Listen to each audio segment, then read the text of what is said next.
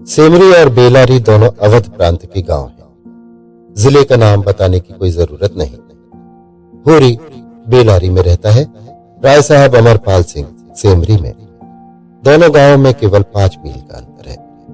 पिछले सत्याग्रह संग्राम में राय साहब ने बड़ा यश कमाया था। काउंसिल की मेंबरी छोड़कर जेल गए थे। तब से उनके इलाके के आसामियों को उनसे बड़ी श्रद्धा हो गई थी। ये नहीं कि उनके इलाके में असामियों के साथ कोई खास रियायत की जाती हो या डांड और बेगार की कड़ाई कुछ कम हो, मगर ये सारी बदनामी मुख्तारों के सिर जाती थी। राय साहब की कीर्ति पर कोई कलंक न लग सकता था। वो बेचारे भी तो उसी व्यवस्था के गुलाम थे। ज़ाब्ते का काम तो जैसे होता चला आया है वैसा ही होगा। राय साहब की सज्जनता उस पर कोई असर न डाल सकती थी, इसलिए आमदनी और अधिकार में जौ भर की भी कमी न होने पर भी उनका यश मानो बढ़ गया था। असामियों से वो हंसकर बोल लेते, यही क्या कम है, सिंह का काम तो शिकार करना है। अगर वो गरजने और गुर्राने के बदले मीठी बोली बोल सकता तो उसे घर बैठे मनमाना शिकार मिल जाता। शिकार की खोज में जंगल में न भटकना पड़ता। राय साहब राष्ट्रवादी होने पर भी हुक्काम से मेल जोल बनाए रखते थे।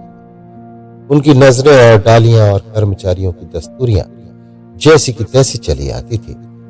साहित्य और संगीत के प्रेमी थे, ड्रामा के शौकीन, अच्छे वक्ता, अच्छे लेखक, अच्छे निशानेबाज। उनकी पत्नी को उम्र आज 10 साल हो चुके थे, मगर दूसरी शादी न की थी। हंस बोलकर अपने विधुर जीवन को बहलाते रहते थे। पूरी ड्योढ़ी पर पहुंचा तो देखा जेठ के दशहरे के अवसर पर होने वाले धनुष यज्ञ की बड़ी जोरों से तैयारियां हो रही हैं। कहीं रंगमंच बन रहा है, कहीं मंडप, कहीं मेहमानों का आतिथ्य गृह, कहीं दुकानदारों के लिए दुकानें। धूप तेज हो गई थी, पर राय साहब खुद काम में लगे हुए थे। अपने पिता से संपत्ति के साथ साथ उन्होंने राम की भक्ति भी पाई थी और धनुष यज्ञ को नाटक का रूप देकर उसे शिष्ट मनोरंजन का साधन बना दिया था। इस अवसर पर उनके यार दोस्त हाकिम हुक्काम सभी निमंत्रित होते थे और 2-3 दिन इलाके में बड़ी चहल पहल रहती थी। राय साहब का परिवार बहुत विशाल था।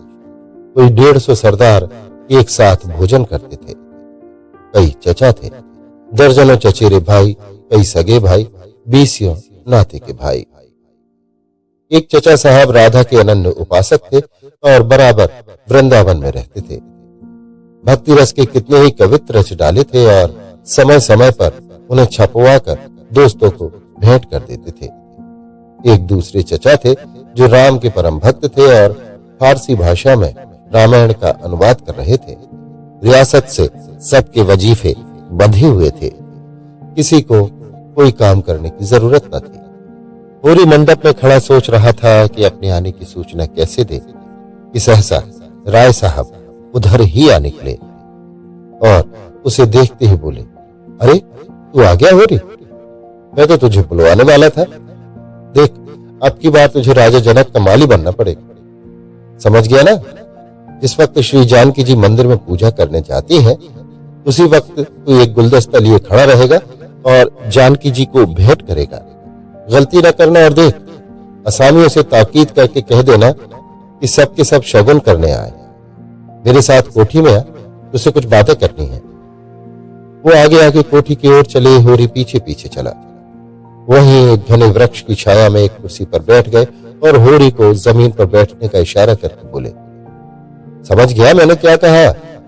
कारकुन को तो जो कुछ करना है वो करेगा ही, लेकिन असामी जितने मन से असामी की बात सुनता है, कारकुन की नहीं सुनता। हमें इन्हीं 5-7 दिनों में 20,000 का प्रबंध करना है। कैसे होगा समझ में नहीं आता। तुम सोचते होगे मुश्तके के आदमी से मालिक क्यों अपना दुखड़ा ले बैठे। किससे अपने मन की कहूं, न जाने क्यों तुम्हारे ऊपर विश्वास होता है। इतना जानता हूं कि तुम मन में मुझ पर हंसोगे नहीं, और हंसो भी तो तुम्हारी हंसी मैं बर्दाश्त कर सकूंगा। नहीं सह सकता उनकी हंसी जो अपने बराबर के हैं, क्योंकि उनकी हंसी में ईर्ष्या, व्यंग और जलन है। और वे क्यों ना हंसे, मैं भी तो उनकी दुर्दशा और विपत्ति और पतन पर हंसता हूं, दिल खोल कर तालियां बजाकर। संपत्ति और सहृदयता में बैर है, हम भी दान देते हैं, धर्म करते हैं, लेकिन जानते हो क्यों? केवल अपने बराबर वालों को नीचे दिखाने के लिए। हमारा दान और धर्म पूरा अहंकार है, विशुद्ध अहंकार।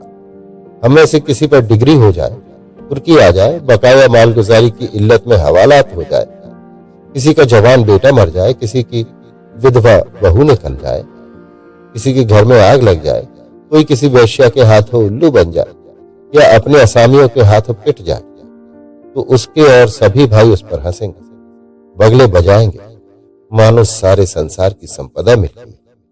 और मिलेंगे तो इतने प्रेम से जैसे हमारे पसीने की जगह खून बहाने को तैयार है। अरे और तो और हमारे चचेरे, फुफेरे, ममेरे, मौसेरे भाई जो इसी रियासत की बदौलत मौज उड़ा रहे हैं, कविता कर रहे हैं और जुए खेल रहे हैं, शराबें पी रहे हैं और अय्याशी कर रहे हैं, वो भी मुझसे जलते हैं। आज मर जाऊं तो घी के चिराग जलाए। मेरे दुख को दुख समझने वाला कोई नहीं। उनकी नजरों में मुझे दुखी होने का कोई अधिकार ही नहीं। मैं अगर रोता हूं तो दुख की हंसी उड़ाता हूं। मैं अगर बीमार होता हूं तो मुझे सुख होता है। मैं अगर अपना ब्याह करके घर में कलह नहीं बढ़ाता तो ये मेरी नीच स्वार्थ करता है। अगर ब्याह कर लूं तो ये विलासांधता होगा। अगर शराब नहीं पीता तो मेरी कंजूसी। शराब पीने लगूं तो वो प्रजा का रक्त होगा। अगर अय्याशी नहीं करता तो अरसिक हूं। अय्याशी करने लगूं तो फिर कहना ही क्या। इन लोगों ने मुझे भोग विलास में फंसाने के लिए कम चाले नहीं चले और अब तक चलते जाते हैं। उनकी यही इच्छा है कि मैं अंधा हो जाऊं और ये लोग मुझे लूट लें। और मेरा धर्म ये है कि सब कुछ देख कर भी कुछ न देखूं, सब कुछ जानकर भी गधा बना रहा। राय साहब ने गाड़ी को आगे बढ़ाने के लिए 2 बीड़े पान खाए और होरी के मुंह की ओर ताकने लगे, जैसे उसके मनोभावों को पढ़ना चाहते हो। होरी ने साहस बटोर कर कहा, हम समझते थे कि ऐसी बातें हम ही लोगों में होती हैं, पर जान पड़ता है बड़े आदमियों में भी उनकी कमी नहीं है। राय साहब ने मुंह पान से भरकर कहा, तुम हमें बड़ा आदमी समझते हो। हमारे नाम बड़े हैं पर दर्शन थोड़े। गरीबों में अगर ईर्ष्या या वैर है तो स्वार्थ के लिए या पेट के लिए। ऐसी ईर्ष्या और वैर को मैं क्षम्य समझता हूं। हमारे मुंह की रोटी कोई छीन ले तो उसके गले में उंगली डालकर निकालना हमारा धर्म हो जाता है। अगर हम छोड़ दें तो देवता है। बड़े आदमियों की ईर्ष्या और वैर केवल आनंद के लिए। हम इतने बड़े आदमी हो गए हैं कि हमें नीचता और कुटिलता में ही निस्वार्थ और परमानंद मिलता है। हम देवतापन के उस दर्जे पर पहुंच गए हैं जब हमें दूसरों के रोने पर हंसी आती है। इसे तुम छोटी साधना मत समझो।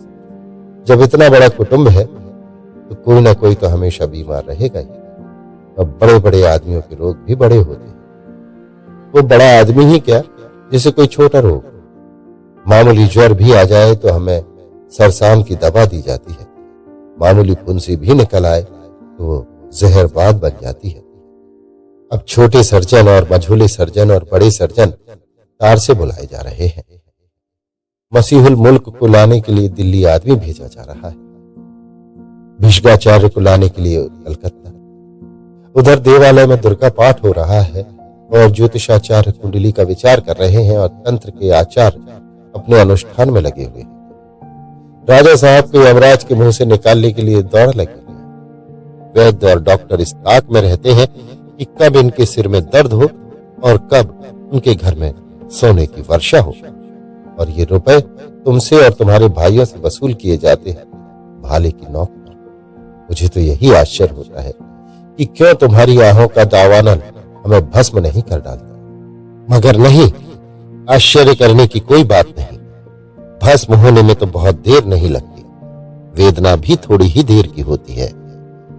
हम जो और अंगुल अंगुल और पौर पौर भस्म हो रहे हैं। उस हाहाकार से बचने के लिए हम पुलिस की, हुक्काम की, अदालत की, वकील की शरण लेते हैं और रूपवती स्त्री की भांति सभी के हाथों का खिलौना बनते हैं। दुनिया समझती है हम बड़े सुखी हैं। हमारे पास इलाके, महल, सवारियां, नौकर, चाकर, कर्ज, वैश्या क्या नहीं। लेकिन जिसकी आत्मा में बल नहीं, अभिमान नहीं, वो और चाहे कुछ हो आदमी नहीं है। जिसे दुश्मन के भय के मारे रात को नींद ना आती हो, जिसके दुख पर सब हंसे और रोने वाला कोई ना हो, जिसकी चोटी दूसरों के पैरों के नीचे दबी हो, जो भोग विलास के नशे में अपने को बिल्कुल भूल गया, जो हुक्काम के तलवे चाटता हो और अपने अधीरों का खून चूसता हो, उसे मैं सुखी नहीं कहता। वो तो संसार का सबसे अभागा प्राणी है। साहब शिकार खेलने आए या दौरे पर, मेरा कर्तव्य है कि उनकी दुम के पीछे लगा रहूं। उनकी भौं पर शिकन पड़ी और हमारे प्राण सूखे। उन्हें प्रसन्न करने के लिए हम क्या नहीं करते, मगर वो पचड़ा सुनाने लगूं तो शायद तुम्हें विश्वास न आए। डालियों और रिश्वतों तक तो खैर गनीमत है, हम सिजदे करने को भी तैयार रहते हैं। मुफ्तखोरी ने हमें अपंग बना दिया। हमें अपने पुरुषार्थ पर लेश मात्र भी विश्वास नहीं। केवल अफसरों के सामने दुम हिला हिलाकर किसी तरह उनकी कृपा पात्र बने रहना और उनकी सहायता से अपनी प्रजा पर आतंक जमाना ही हमारा उद्यम है। इस लघुओं की खुशामद ने हमें इतना अभिमानी और तुनक मिजाज बना दिया है कि हम में शील, विनय और सेवा का लोप हो गया है। मैं तो कभी कभी सोचता हूं कि अगर सरकार हमारे इलाके छीनकर हमें अपनी रोजी के लिए मेहनत करना सिखा दे तो हमारे साथ महान उपकार करे। और ये तो निश्चय है कि अब सरकार भी हमारी रक्षा न करे। हमसे अब उसका कोई स्वार्थ नहीं निकलता। रक्षण कह रहे हैं कि बहुत जल्द हमारे वर्ग की हस्ती मिट जाने वाली है। मैं उस दिन का स्वागत करने को तैयार बैठा हूं। ईश्वर वो दिन जल्द लाए, वो हमारे उद्धार का दिन होगा। हम परिस्थितियों के शिकार बने हुए हैं। ये परिस्थिति ही हमारा सर्वनाश कर रही है और जब तक संपत्ति की ये बेड़ी हमारे पैरों से न निकलेगी, जब तक ये अभिशाप हमारे सिर पर मंडराता रहेगा, हम मानवता का वो पद न पा सकेंगे जिस पर पहुंचना ही जीवन का अंतिम लक्ष्य है। राय साहब ने फिर गिलौरी दान निकाला और कई गिलौरियां निकालकर मुंह में भर ली। कुछ और कहने वाले थे कि एक चपरासी ने आकर कहा, सरकार, बेगारों ने काम करने से इनकार कर दिया है। कहते हैं जब तक हमें खाने को न मिलेगा हम काम न करेंगे। हमने धमकाया तो सब काम छोड़कर अलग हो गए। राय साहब के माथे पर बल पड़ गया। आंखें निकाल कर बोले, चलो मैं इन दुष्टों को ठीक करता हूं। जब कभी खाने को नहीं दिया तो आज ये नई बात क्यों? एक आने रोज के हिसाब से मजूरी मिलेगी जो हमेशा मिलती रही, और इस मजूरी पर काम करना होगा, सीधे करें या टेढ़े। फिर होरी की ओर देखकर बोले, तुम अब जाओ होरी, अपनी तैयारी करो। जो बात मैंने कही है उसका ख्याल रखना। तुम्हारे गांव से मुझे कम से कम 500 की आशा है। राय साहब झल्लाते हुए चले गए। होरी ने मन में सोचा, अभी ये कैसी कैसी नीति और धर्म की बातें कर रहे थे और एकाएक इतने गर्म हो गए। सूर्य सिर पर आ गया था। उसके तेज से अभिभूत होकर वृक्षों ने अपना पसार समेट लिया था। आकाश पर मटियाली गर्द छाई हुई थी और सामने की पृथ्वी कांपती हुई जान पड़ती थी। होरी ने अपना डंडा उठाया और घर चला। शगुन के रुपए कहां से आएंगे, यही चिंता उसके सिर पर सवार